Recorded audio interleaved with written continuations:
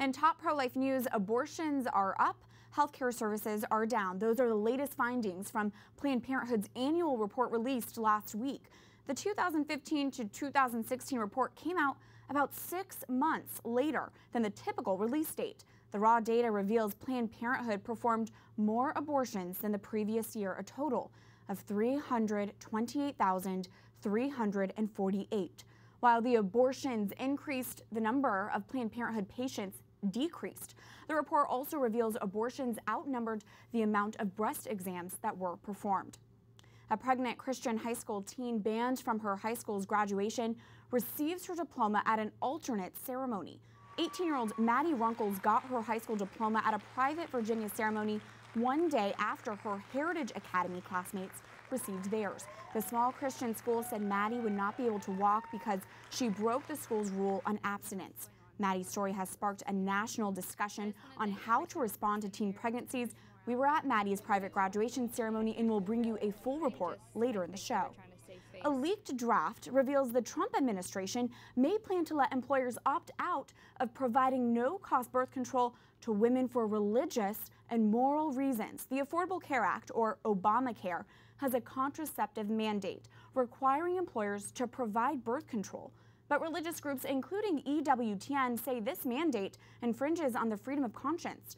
The White House refused to comment on the leak, calling the 125-page document posted online an alleged draft.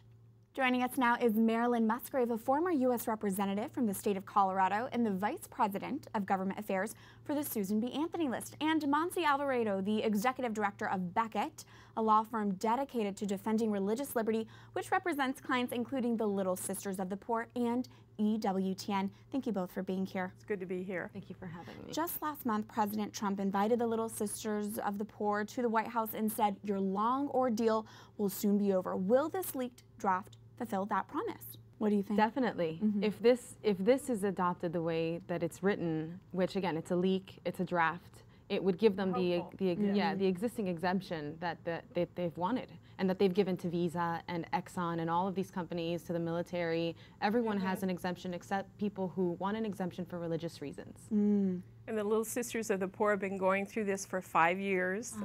They really want to get to their mission and concentrate on that, helping the elderly poor. And we're hoping and praying that this is going to give them the religious liberty that they need. And also EWTN, That's right. Susan B. Anthony List, we need this too. That's right. Yes, we do. Monste, can you break down your client's argument and why the contraceptive mandate is, in fact, a burden? Of course, it's a huge burden. You're asking a religious order who serves the poor to violate their conscience. You're telling them that they have to not only pay for but also provide and practically endorse the use of these services and these drugs and devices that take life.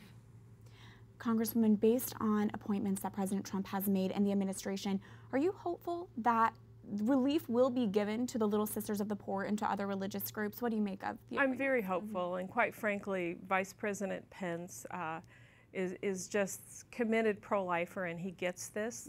Religious liberty is up there with one of the most important things that we have.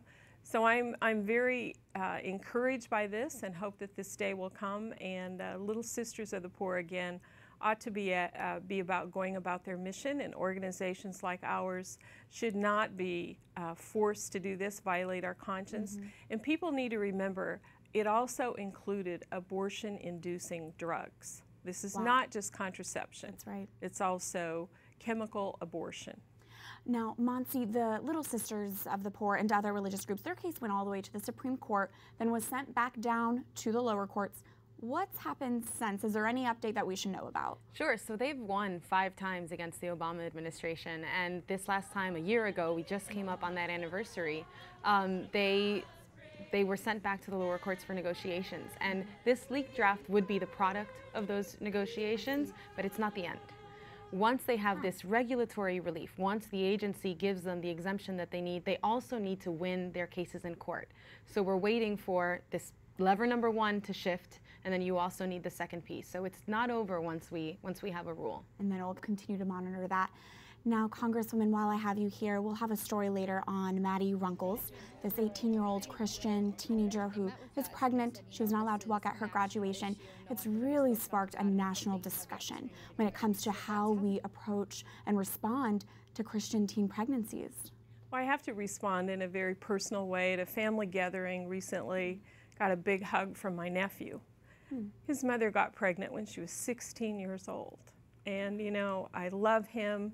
I love his wife, his 2 children, my sister-in-law. And, you know, Maddie could have gone through her graduation after an abortion. She could have worn the gown. She would have had a baby bump. You know, no one had to really know, but she made a very courageous decision. And, you know, I looked at the website of the church that gave her a graduation ceremony, and I loved what it said. We're not perfect, but we know the one who is. Keeping our eyes on Jesus, we hope to become a little more like him every day. I thought that said it all for the church that embraced this young woman who made the hard decision and kept her baby. Very, very encouraged by that. It really has sparked a lot of attention, a lot of discussion.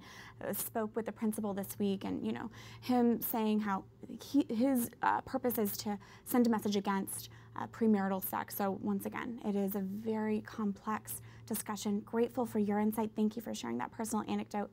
Thank you both for being here. Thank you. You're welcome.